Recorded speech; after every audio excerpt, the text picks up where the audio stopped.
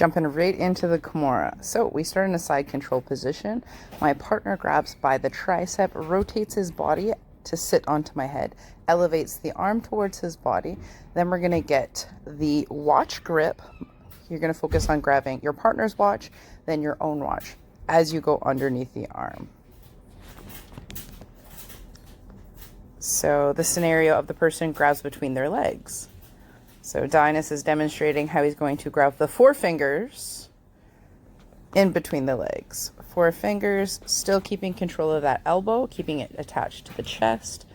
Keep everything elevated so they can't make a grip onto the lapel or the belt or anything. Going behind the arm. Go slow if you're practicing with your partner, as you could really hurt somebody. So just a different angle that you can see. Elevating up and going right behind. Okay, this is us just messing around. I figure you needed a laugh. If you like this content, please like and subscribe. Also, if you like the slow motion, let us know. We accidentally filmed this way. So if you like it, let's keep it.